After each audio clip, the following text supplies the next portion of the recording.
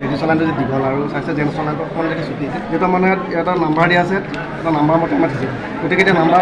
number মতে যাব এতিয়া বহুত দীঘলীয়া লাইন যিহেতু মই 60 নম্বৰত পৰিছোঁগৈ মই নমস্কাৰ বন্ধুসকল আপোনালোকে চাইছে এয়া হ'ল মোৰ মা কিন্তু মাৰ বিশেষ এটা প্ৰব্লেম এটা হ'ল যে আজি কেইটামান দিনৰ আগতে যিহেতু চিপচিপীয়া বৰষুণ দি আছিলে তাতে মানে মায়ে কি হ'ল পিছলি মানে হাতখন পিছফালে দিওঁতে হাতখন অকণমান দুখ পালে তাতে আকৌ বনৰ ঔষধ তেনেকুৱাকৈ আমাৰ ইয়াতে যিহেতু বান্ধিছিলোঁ বিষবোৰ ভাল হ'ল তাৰপাছত এতিয়া চাইছোঁ বিষটো যোৱাৰ পাছতো হাতখন ভালদৰে আগলৈকে কাম কাজ কৰিব পৰা নাই এই মই ভাবিলোঁ যে মাক মই আগতে এবাৰ কৈছিলোঁ যে ডক্টৰ ট্ৰিটমেণ্ট কৰাটো প্ৰকৃততে বেছি ভাল হ'ব আৰু এতিয়া মাৰ হাতখন চাইছেনে মাৰ হাতখন মানে ক'বলৈ গ'লে আগলৈকে কাম কৰিব পৰা নাই যিহেতু মানে ফুলি আছে চাইছেনে আপোনালোকে মানে এইকেইটা অকণমান তেনেকুৱাকৈ দুখ পালে তাকে এতিয়া মই ভাবিলোঁ 2-3 তেনেকৈ যোৱাৰ পাছত মানে ক'বলৈ গ'লে এতিয়া তেখেতক মানে হস্পিটেল লৈ যাব লাগে হস্পিটেলত লৈ গৈ মানে যিটো হাতখন অলপ ট্ৰিটমেণ্ট কৰিম বুলি ভাবিছোঁ আৰু এতিয়া মই যিহেতু হস্পিটেললৈ যাম আৰু পিছফালে চাইছোঁ নহয় আমাৰ দেউতা এতিয়া মা আৰু আগতে যিহেতু যিকেইটা নহওক বাৰু হ'ব আৰু হাতখন মানে ভাল পাইছে কিন্তু ভাল পোৱাৰ পাছতো যিহেতু হাতখন ফুলি আছে অলপকৈ ফুলি আছে মানে বিষটো ভালদৰে নহ'ল আগলৈকে মানে কাম কাজ কৰিব নোৱাৰা হৈছে সেয়েহে মানে বনৰ ঔষধ কিনিও কাম কৰিছে হ'লেও বিষহে কাম কৰিছে কিন্তু হাতখন আগলৈকে কাম কৰিব পৰাকৈ নাই এয়া মানে আজি মানে হস্পিটেল লৈ গৈ হাতখন মানে কিবা এটা কাৰণত যদি হাড় চাৰ যদি ভিতৰত যদি ভাগি গ'ল তেতিয়া কি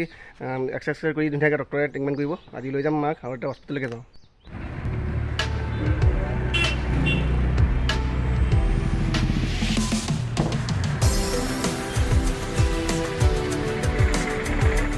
সৰুটো চাইছে নহয় এইটো নিউ বিল্ডিং হয় আৰু এইখিনি পুৰণা বিল্ডিং আগত ইয়াত ট্ৰিটমেণ্ট কৰে এতিয়া কৰে বাৰু যিহেতু হস্পিটেলৰ আহি চাই গ'লোঁ মই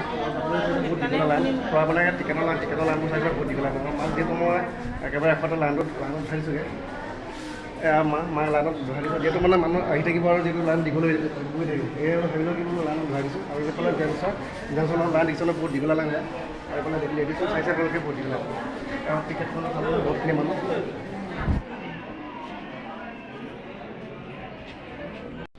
আৰু এটা দীঘলীয়া লাইনৰ ভিতৰত এনেকৈ আগবাঢ়ি গৈ যিহেতু টিকেটটো পালোঁ আৰু টিকেটটো পোৱাৰ পাছত এতিয়া ডক্টৰৰ ৰুমলৈ যাম আৰু ডক্টৰৰ ৰুমত চাগে বহুত মানুহ দেখিছোঁ ইয়াতো তালৈকে যাওঁ বলকচোন টিকেটটো যিহেতু হাততে মই লৈ আছোঁ মা যিটো লাইনটো ৰৈ আছে লেডিছৰ লাইনটো যে দীঘল আৰু চাইছে জেণ্টছৰ লাইনটো অকণমান যদি ছুটি কিন্তু যিহেতু মানে এটা নাম্বাৰ দিয়া আছে এটা নাম্বাৰ মতে মাতিছে গতিকে এতিয়া নাম্বাৰ মতে যাব এতিয়া বহুত দীঘলীয়া লাইন যিহেতু মই 60 নম্বৰত পৰিছোঁগৈ মই আৰু মোৰ পিছফালে আপোনাৰ 61 মোৰ পিছতে একেবাৰে এইফালে ৰৈ আছে আৰু চিষ্টেমটো কিবা বেলেগ আছে দাদা আপোনাৰ ঘৰ ক'ত আছিলে মহিমাবাৰী আপুনি ইয়ালৈ কিয় কাৰণে আহিছিলে ডাক্তৰ দেউতাৰ যিটো দাঁতৰ বিশেষ প্ৰব্লেম আৰু দাঁতৰ কাৰণে একেবাৰে ইয়াত মানে ট্ৰিটমেণ্ট কৰিব লাগিছে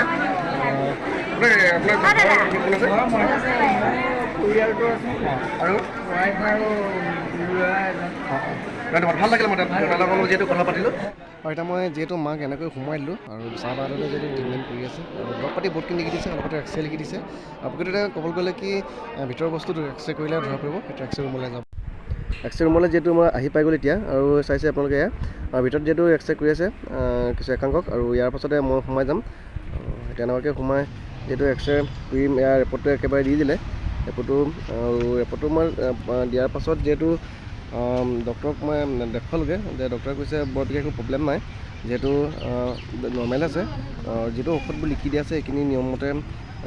খুৱাব তেতিয়া নিশ্চয় ভাল হ'ব বুলি এখেতসকলে ক'লে আৰু যিয়ে নহওক বাৰু এটা কথা নিজকে ভাৱ এটা আছে যে ক'বলৈ গ'লে বিষটো যোৱাৰ পাছত কিন্তু ফুলি আছে আৰু আগৰ ধৰে যিহেতু কাম কৰিব পৰা নাই সেই অলপ টেনশ্যন লাগে আজি যিহেতু অলপ বেছিকৈ গৰম দিছে ক'ব লাগিব এইফালে পুৰা কুঁহিয়াৰ ৰস চাইছে আপোনালোকে কুঁহিয়াৰ ৰসে অলপ খাই লৈছোঁ এইফালে মাছ অলপ কুঁহিয়াৰ ৰস খাই লৈছে এতিয়া চাইছে নহয় এতিয়া মানে আমি ঘৰলৈ যাব ওলাইছোঁ এতিয়া আৰু মিঠাইটো অলপ লৈ লওঁ হোটেলত